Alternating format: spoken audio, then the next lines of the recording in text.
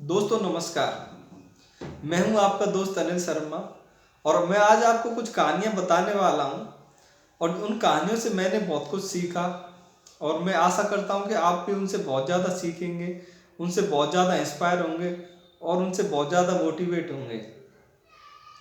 तो इसमें जो सबसे पहली कहानी है वो एक लड़के की है।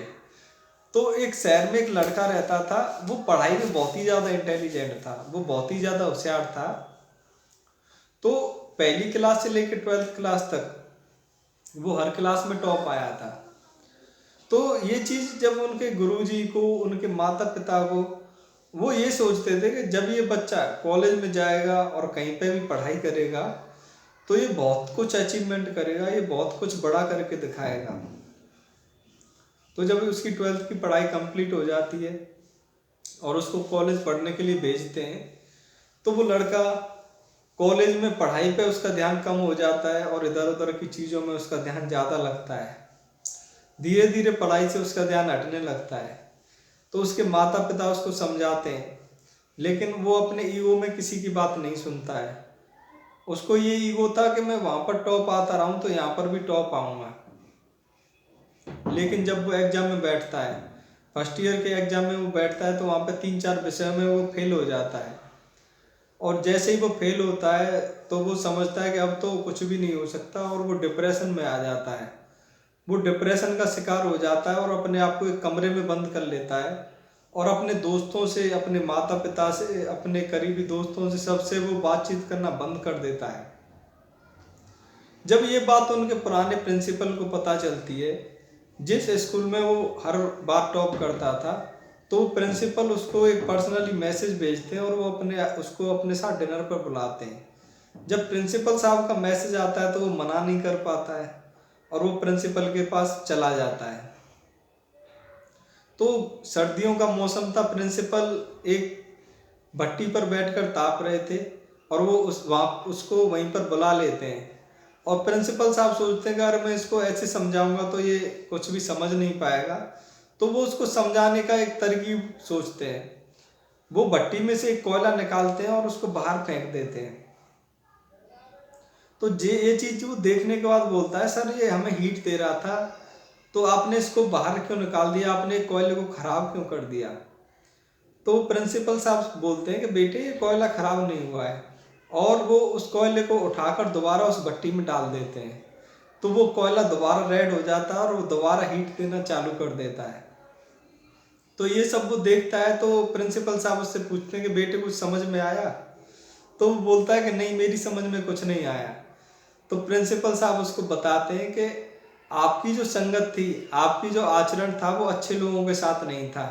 जब आप दोबारा इस भट्टी में आओगे तो आप दोबारा प्रकाश दोगे, आप दोबारा हीट दोगे। तो इस टाइप से वो उसको समझाते हैं तो वो उसकी समझ में आ जाता है। और फिर वो बड़ा लड़का बहुत मेहनत से पढ़ाई करता है और बहुत ही अच्छे नंबरों के साथ वो पास करता है और वो टॉप भी करता है। अगली कहानी एक लड़के की है। वो बहुत ज़्यादा गरीब था और वो धनी होना चाहता था। वो कैसे भी करके उस प्रॉब्लम से, उस गरीबी वाली जीवन से बाहर निकलना चाहता था। तो उसको कोई समझ में नहीं आ रहा था कि वो इससे कैसे बाहर निकले, क्योंकि वो बहुत ही ज़्यादा तंगी देख रहा था और वो तंगी से बाहर निकलना चाहता था। तो एक दिन वो देखता है उसके गांव में एक संत आते हैं। तो सब लोग अपनी अपनी समस्या लेके संत के पास जाते हैं। तो वो लड़का भी संत के पास चला जाता है और वो संत को बोलता है कि बाबा मैं इस समस्या से, इस तकलीफ से बाहर निकलना चाहता हूँ, मैं ये गरीबी वाली ज़िंदगी जीना नहीं चाहता और मैं इससे कैसे भी करके बाहर निकलना चाहता हूँ। तो वो संत उसको समझाते हैं कि आपको, आपके यहाँ पर एक झील है, झील के पास में बहुत सारे पत्थर पड़े हुए हैं और उन बहुत सारे पत्थरों में से एक पत्थर ऐसा मिलेगा जो कि आप जिस भी चीज़ पे टच करोगे तो वो चीज़ सोने की हो जाएगी और आप बहुत ज़्यादा धनी हो जाओगे।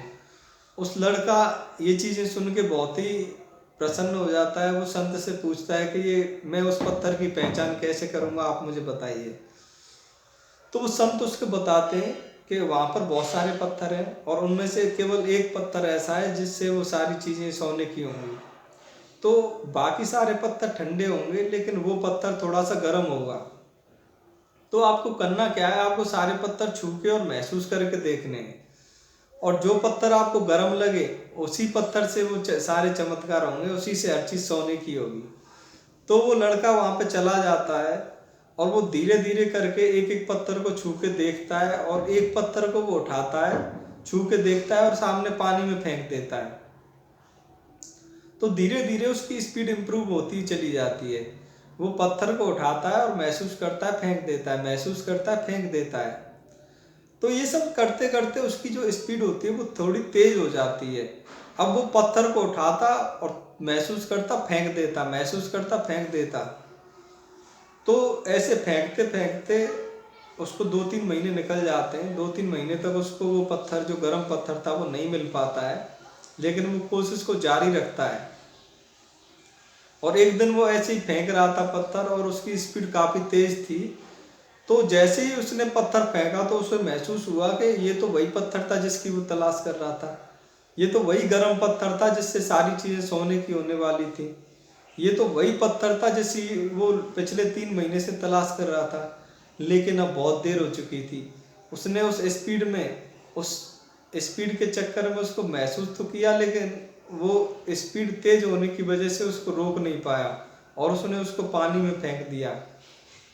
लेकिन अब वो कुछ नहीं कर सकता, क्योंकि पानी में जाने के बाद उसको पत्थर को ढूंढना पॉसिबल नहीं था। तो इस कहानी से भी आपने क्या सीखा, वो भी आप मुझे कमेंट में करके बताएं। और अगली जो कहानी है वो भी एक बहुत ही मेहनती आदमी की कहानी है। तो ये कहानी एक बहुत मेहनती आदमी की है, जो कि एक बिल्डर के यहाँ पे काम करता था, और ये बिल्डर के यहाँ पे घर बनाने का काम करता था, ये घर बनाता था।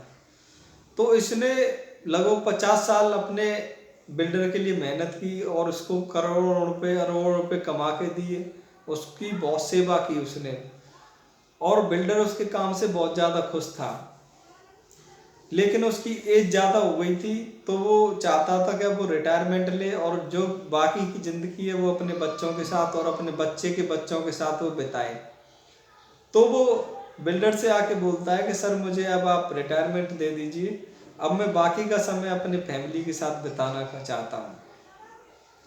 तो बिल्डर उससे बोलते हैं कि ठीक है, हम आपको रिटायरमेंट दे देंगे, लेकिन आपको लास्ट वाला एक प्रोजेक्ट है वो भी करना पड़ेगा। जो एक प्रोजेक्ट है वो आपको लास्ट प्रोजेक्ट है, उसको करने के बाद आपको छुट्टी मिल जाएगी, और हमारी तरफ से कुछ आपको, हमारी तरफ से रिटायरमेंट के लिए कुछ प्लान भी है, वो भी हम आपको देंगे, लेकिन आप लास्ट वाला हमारा प्रोजेक्ट है उसको कंप्लीट कर दीजिए।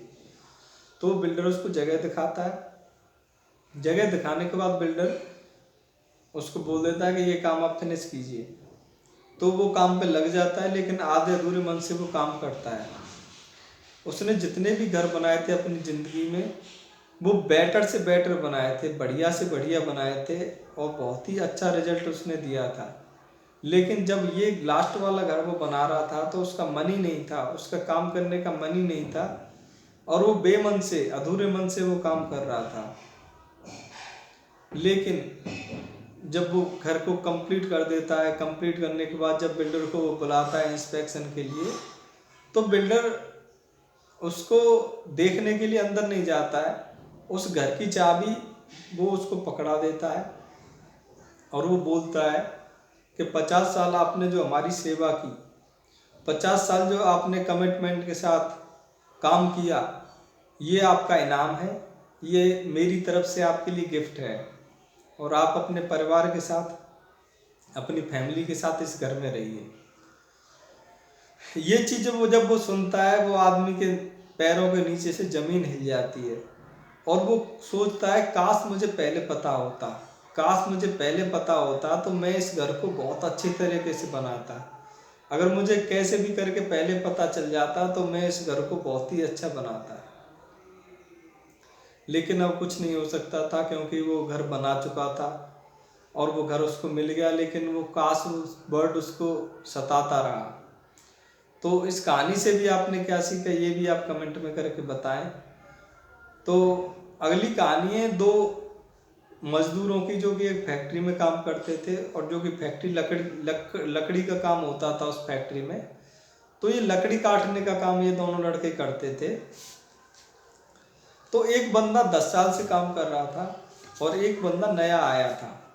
तो जो 10 साल से काम करने वाला बंदा था वो 12 घंटे काम करता था और वो सबसे ज़्यादा लकड़ी काटता था पूरी फैक्ट्री में, वो नंबर 1 पे था। लेकिन जब ये दूसरा लड़का आता है तो ये उससे भी डबल लकड़ी काटता है। और कमाल की बात ये थी कि वो 12 घंटे काम करता था, ये केवल 10 घंटे काम करता है और 10 घंटे में उससे डबल लकड़ी काटता है। तो कंपनी का मालिक इससे खुश हो जाता है और वो इसको सुपरवाइजर बना देता है। जब ये बात उसको पुराने बंदे को पता चलती है कि इसको सुपरवाइजर बना दिया गया है, तो मालिक से एक सवाल पूछता है कि सर मैं 10 साल से काम कर रहा हूँ और आपने इसको सुपरवाइजर बना दिया। तो वो बोलता है कि ये आपसे डबल मेहनत करता है, आपसे डबल लकड़ी काटता है। तो वो फिर उसको पूछता है कि आप ऐसा क्या करते हो जो कि डबल लकड़ी काट लेते हो। तो वो बताता है कि मैं 40 मिनट काम करता हूँ और 10 मिनट में अपनी कुल्हाड़ी की धार को तेज करता हूँ। तो उससे क्या है कि मैं डबल लकड़ी काट पाता हूँ, क्योंकि मैं 10 मिनट रेस्ट भी करता हूँ और अपनी आरी की धार को तेज कर लेता हूँ, अपनी कुल्हाड़ी की धार को तेज कर लेता हूँ। तो इस कहानी से भी आपने क्या सीखा वो भी आप कमेंट करके ज़रूर बताएं।